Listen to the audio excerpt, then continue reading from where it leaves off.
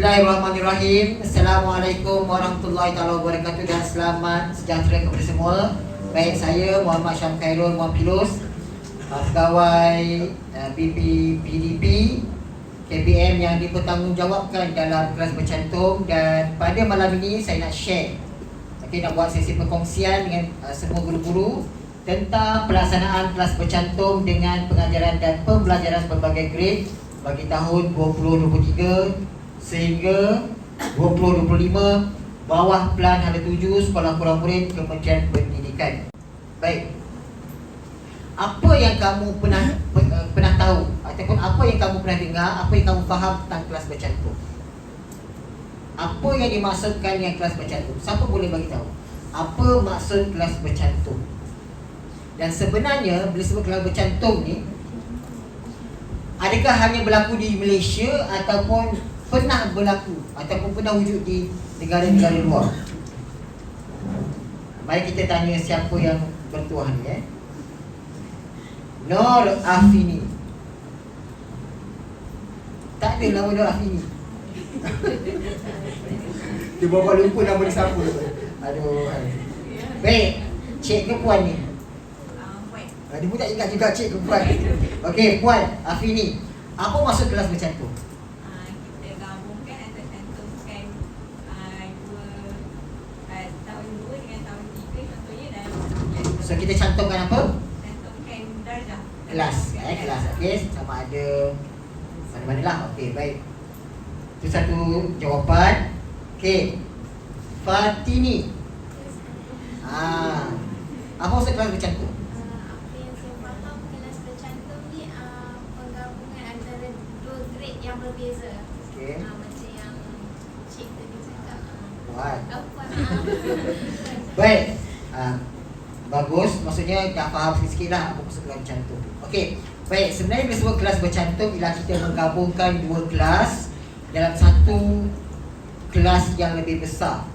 Okey, walaupun saiznya mungkin tak besar tapi lebih besar, dia arti kata kita menggabungkan dua aliran ataupun dua kumpulan murid sebenarnya. Baik. Dan sebenarnya bila sebut kelas bercantum ni, dia tertakluk kepada enrollment 30 orang murid ke bawah. Itu yang kita kena pegang. Di mana apabila kita sebut tentang kelas bercantum, dia mesti muridnya enrollment 30 murid ke bawah. Kalau 31, dia terkeluar secara automatik daripada kelas bercantum. Tujuan hari ini ialah memberikan taklimat ringkas berkenaan dengan pelaksanaan kelas bercantum dengan pengajaran dan pembelajaran berbagai grade bagi tahun 2023 sehingga 2025. Saya nak tanya Pan. Pakai laptop kan? Apa maksud 2023 sehingga 2025? Apa maksudnya? Kenapa kali ini kita nyatakan tahun pada tajuk? Kalau kita lihat sebelum ni, tak ada pun tahun. Betul tak? Perasan tak? Kan? Sebelum tak ada pun. Kenapa kali ini kita letak tahun 2023 sehingga 2025?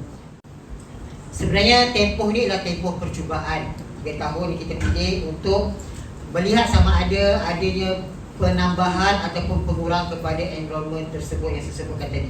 So inilah tempoh percubaan. Apabila kita sebut tentang tempoh percubaan, okey, kalaulah macam tadi Pak sebut, kalaulah adanya penambahan kepada sekolah tersebut dari segi enrollment pada selepas ini, sekolah itu akan dikeluarkan daripada kelas bercantum. Kalau tiada penambahan ataupun kekal kepada enrollment yang sama, so sekolah tersebut akan meneruskan kelas bercantum dengan seadanya. Bagaimanakah pula dengan selepas-selepas ini? Okey, maksudnya kita akan adakan senarai yang baru untuk 2026 sehingga 2029, dan kita melihat kepada keberkesanan yang ini dulu. Seperti nama tempoh percubaan. Kalau berkesan apa yang kita dah buat pada tahun ini, so kita akan apply ataupun cuba nak laksanakan untuk seterusnya pula. Ini latar belakang di mana kalau kita lihat pelaksanaan KB pada mula-mula sekali, ia telah diadakan pada tahun 2018 dengan melibatkan 393 buah sekolah kurang murid. Nak tanya lagi, apa maksud sekolah kurang murid pula? Jadi kelas bercantum, apa maksud sekolah kurang murid? Siapa tahu? Sekolah yang enrollmentnya 30 tu KB. 80 150 dan ke bawah. Ingat 150 dan ke bawah. Tengok, kalau kita campurkan semua 1 hingga 6 tu cukup tak? Kurang tak daripada 150? Kalau terlebih, so sekolah anda bukan SKM lah. Okey? Tapi biasanya yang datang ni tentulah dia SKM kan? Kita pun datang sini. Okey? So itu dia punya bilangan sekolah yang terlibat pada tahun itu. Namun selepas berlakunya penjajaran semula, biasalah macam seperti tadi, ada yang terkeluar, ada yang terlebih kan, tiba-tiba dekat sekolah cakap jering tu banyak pula penduduk yang beranak contohnya kan, tiba naik 20 orang. Ataupun adanya kilang baru kat situ contohnya, melibatkan banyak kata apa, migrasi daripada tempat lain ke situ contohnya. Jadi ada berlaku peningkatan. Dan selepas itu meningkat ataupun berkurangan, ada in and out tadi. Jadi kita melihat kepada 380 buah sekolah untuk pelaksanaan daripada 2019 sampai 2021. So sama juga 3 tahun juga. So dokumen yang kita pakai ialah SPI KPM bilangan 9 2017. Pernah tengok tak? Tak pernah tengok. Kena buka KPM punya laman web, tengok apa dia SPI KPM bilangan 9 2017, iaitu garis panduan GP pelaksanaan kelas bercantum dengan pengajaran dan pembelajaran pelbagai grade dan surat siaran. Yang ni yang terbaru, saya sendiri buat. Saya sendiri yang menghantar menyediakan segala-galanya sampailah surat siaran itu dapat dikeluarkan pada Disember 2022 baru-baru ni. Okey. So dengan surat siaran itulah nanti saya akan terangkan bagaimana ia menekankan ataupun menetapkan apa yang sepatutnya syaratlah untuk anda terus dalam kelas bercantum. Baik, khusus kepimpinan dan pengajaran pelbagai grade bagi SKM. Yang ini kita pernah buat sekali dulu pada tahun 2018, melibatkan 885 peserta. Jadi macam ni juga, tapi sebab kita kekurangan bajet, jadi kita buat di Perak dahulu, dan seterusnya kita akan tengok macam mana dan kita akan buat rakaman lah untuk itu. So pada ketika itu dia di bawah anjuran IAB, BPG dan BPJ secara sekali. Okey, apa tujuannya? Untuk meningkatkan kompetensi pegawai dan guru dalam melaksanakan kelas bercantum. Okey, sekarang ni anda semua dah laksanakan belum kelas bercantum? Slow je kan. Sama ada anda dah laksana ataupun belum melaksanakan, sebenarnya anda kena laksanakan juga. Bermula bila? Mac 2023 sebenarnya, pada sesi persekolahan yang pertama itu. Okey, saya dah terangkan kepada anda punya GB, okey, dalam kursus yang kita adakan pada bulan 2 hari tu. Okey, nak tak nak memang kena laksanakan bermula Mac 2023. Ada partition ke, tak ada partition ke, ada buku teks ke, tak ada pemetaan ke, apa-apalah juga masalah, kena dah terus on. Sebab kalau kita lihat di Sarawak lagi teruk, bukan teruk lah, lagi mencabar. Sebab dia orang kena laksanakan darjah 4 dengan 5 tu sekali. Apa isu dia di Sarawak? Siapa tahu? DLP. Pernah dengar DLP tak? Darjah 5 kena dalam bahasa Inggeris, darjah 4 dalam bahasa. Macam mana nak sekalikan mengajar? Esok tanya BPK akan datang. Tapi saya dah tahu jawapan dia, tapi tak apalah tanya. Macam mana tu tuan? Nama dia esok Encik Basit. Tanya dia, macam mana benda tu boleh berlaku? Kan, marah dia. Tak adalah. Okey, dia baik orang. So, tanya dia, macam mana benda tu berlaku? DLP, darjah tahun 5 kena bahasa Inggeris, kemudian darjah 4 kena bahasa Melayu, macam mana? Esok tanya dia. Baik. Okey, ini asal pertimbangan di mana kenapa kita buat surat siaran, kenapa kita buat semula kali ini pelaksanaan 2023 sampai 2025, ialah kewajaran menyemak semula bilangan SKM untuk pelaksanaan KB berdasarkan data semasa. Kita kena revise semula. Macam seperti tadi lah, ada yang terlebih, ada yang terkurang, so kita kena revise semula. Okey. So pada data 30 April, kami melihat pada data 30 April 2022, ada 432 buah sekolah kurang murid yang berenrollment 30 murid ke bawah ini, di mana 108 tu yang baru, yang anda semua ni. Okay? Dan 324 lagi SKM yang sedia ada untuk menjalankan kelas bercantum. So gabung dua-dua, ada 432 secara keseluruhannya yang melaksanakan kelas bercantum. Okay? So sebab itu kita KPN perlu mengeluarkan surat siaran untuk menjadi punca kuasa supaya nak membolehkan anda semua ni kena laksanakan tadi, kena ada punca kuasa. So punca kuasa ni lah yang mengatakan bahawa anda kena laksanakan pada Mac 2023. Okey, ini kita lihat taburan ataupun bilangan sekolah kelas bercantum di seluruh negeri. Cuba tengok negeri mana yang tak ada kelas bercantum.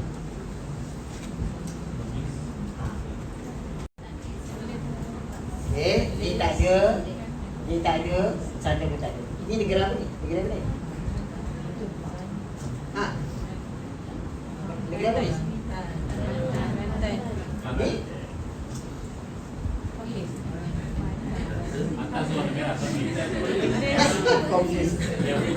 Ni?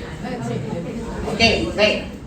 So kalau kita lihat di sini taburan ini, negeri yang paling banyak sekali tentulah negeri banyaknya adalah Sarawak. Tapi kalau kita lihat jenis sekolah pula tu, contohnya gambarannya, okey, SK mendominasi. Kalau orangnya mesti orang kata SJKC, SJKT yang banyak, tapi tak sebenarnya. Kita dah buat analisis, SK yang paling banyak mengatasi SJKT dan SJKC. Okey, strategi pelaksanaan. Okey, sepatutnya hari itu kita akan adakan secara bersekali dengan guru besar dan juga guru-guru, tapi kita ada masalah hari itu, jadi kita buat secara berbasingan lah. So sepatutnya kursus tu dalam sekali macam tu lah. Kita akan buat untuk kelas bercantum. So tempoh pelaksanaannya 2023 sampai 2025. Juga rumusan dan pemilihan negeri. Okey, sebenarnya kalau kita nak lebih fokus implikasi kepada kelas bercantum ni, tentulah pada penjawatan. Sebenarnya dia tidak berlaku pengurangan, tapi berlakunya penjajaran. Ada beza.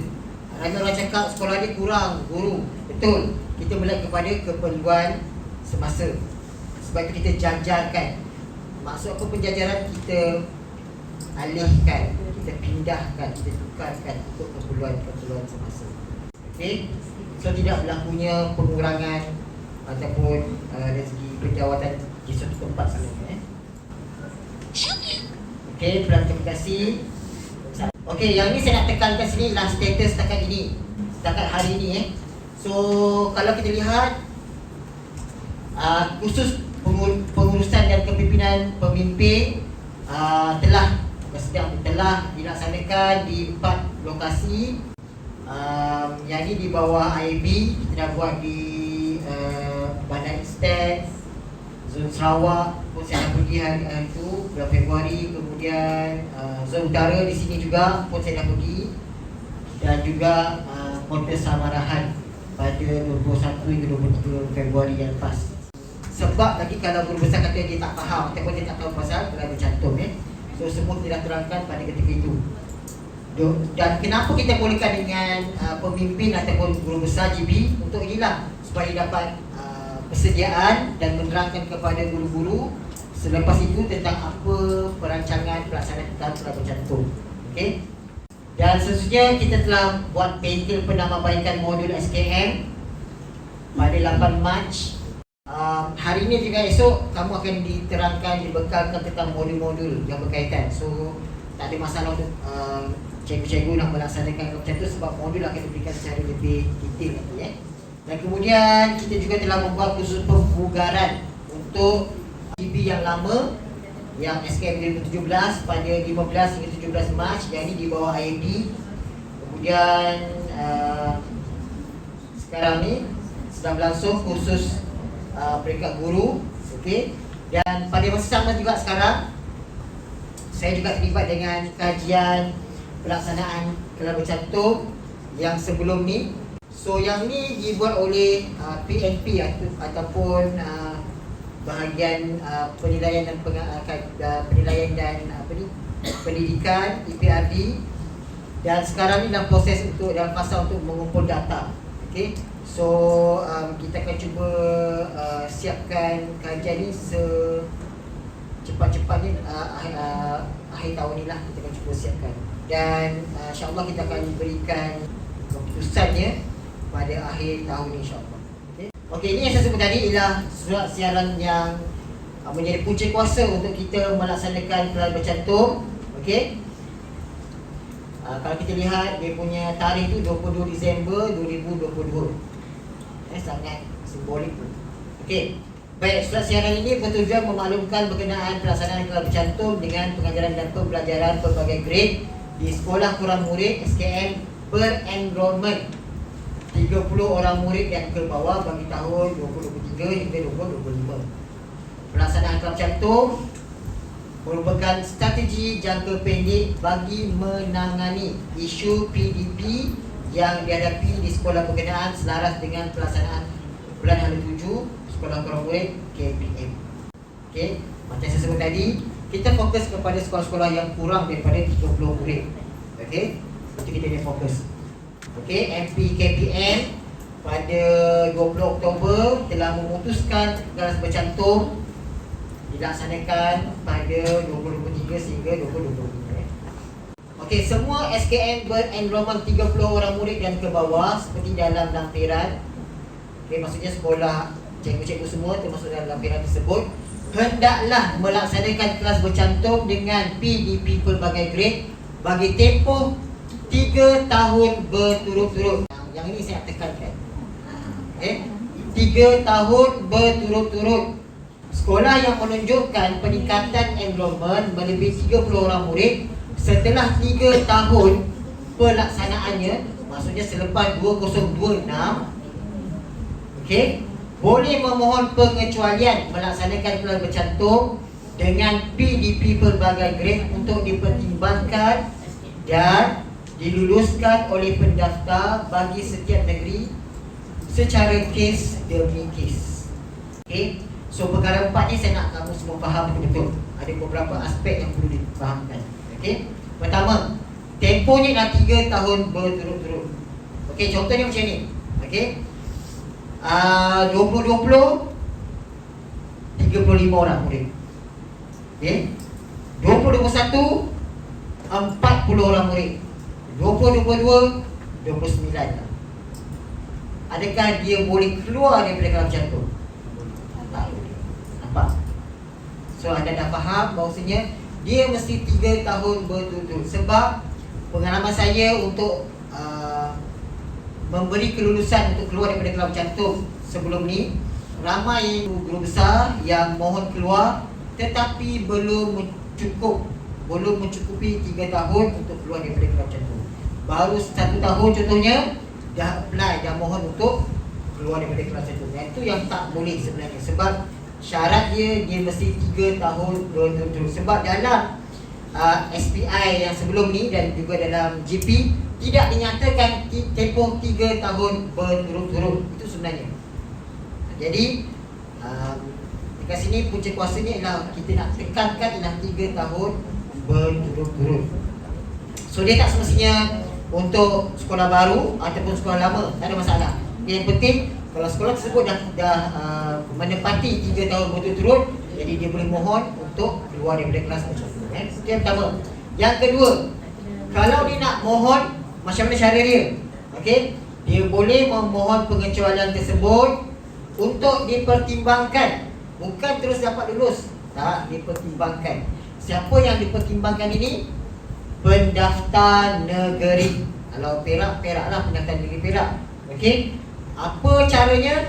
Kes demi kes. Maksudnya ada ketikanya sekolah tu dapat kelulusan dan sekolah lain tak dapat kelulusan. Tengok kepada budi bicara pendaftar negeri tersebut. Kita boleh kata, oh semua yang apply dapat. Tak semestinya. Okey, mungkin ada justifikasi tertentu yang menyebabkan pendaftar negeri tersebut tak beri kelulusan. Okey, walaupun sebelum ni kelulusan daripada KPM untuk pengarah. Okey. Jadi pada selepas ini cukup sekadar pendaftar negeri untuk memberikan kelulusan kepada permohonan tuan-tuan dan puan-puan. Okey, jadi itu sekian. Okey, nombor 5. Surat serai ini nak dibaca bersama-sama. Kita tengok juga SPI yang sebelum ni 2017 dan juga GP. So 3 perkara ni kena tengok, cek semula. Sebab kajian awal ataupun kita panggil kajian awal lah, yang tadi kajian pelaksanaan kelab cantum tadi tu mendapati bahawasanya sekolah-sekolah yang dah melaksanakan KB tidak melaksanakan KB dengan betul. Itu tafsir, itu pendapatan awalnya. Okey, contohnya kalau dalam GP itu dah dinyatakan tentang plan bilik darjah, plan BD untuk kelab cantum, di mana kalau tuan-tuan dan perempuan perasan, perlu tak ada partition dalam kelas tersebut? Perlu tak partition dalam kelas tersebut? Dalam sekolah cikgu ada partition tak? Kelas 2, 3? Partition tu pembagi. Ada tak? Tak ada. Ada tak? Kelas apa, sekolah mana yang ada partition? Semua dah ngaku. Ada tak partition? Tak ada. Okey, so tidak perlu adanya pembahagi ruang antara dua. Okey, yang perlu hanyalah mungkin 2 meja yang berbeza, 2 kelompok meja yang berbeza. Okey, nombor 6. Surat siaran ini berkuat kuasa serta-merta mulai hari pertama sesi persekolahan. Ini juga penting. Kunci kuasa di mana Mac hari itu dah sepatutnya dilaksanakan kelas pertama. Soalan. Okey, tak ada faham Jadi saya rasa itu saja untuk hari ini, dan saya harap cikgu-cikgu boleh melaksanakan kelab cantum dengan baik. Dan itu saja daripada saya. Assalamualaikum warahmatullahi wabarakatuh.